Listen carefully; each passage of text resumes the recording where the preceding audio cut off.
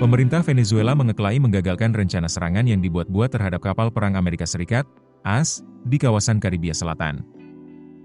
Caracas menuduh aksi itu dirancang oleh komplotan yang didanai Badan Intelijen Pusat, CIA, AS.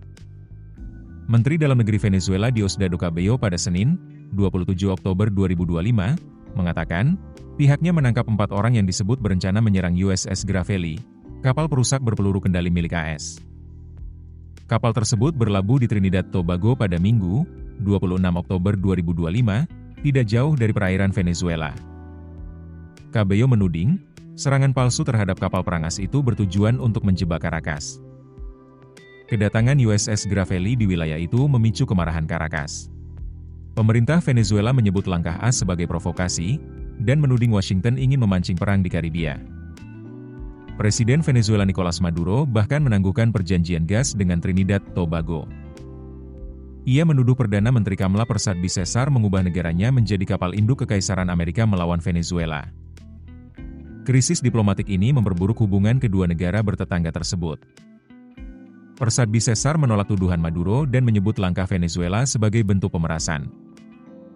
Dia menegaskan, Trinidad Tobago tetap berkomitmen pada kerja sama energi dan keamanan kawasan.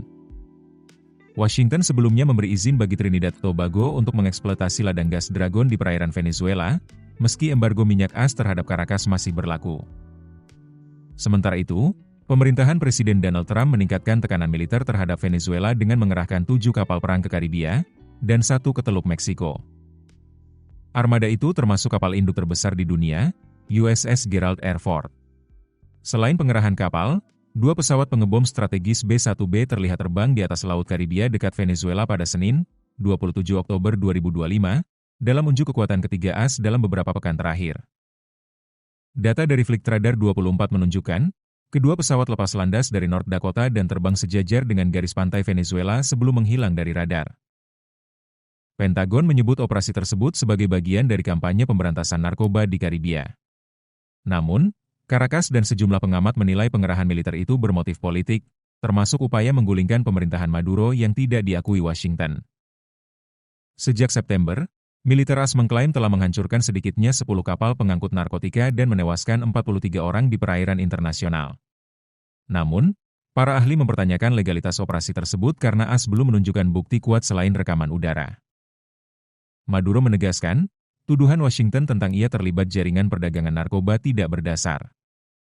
Download aplikasi Kontan sekarang di App Store atau Play Store.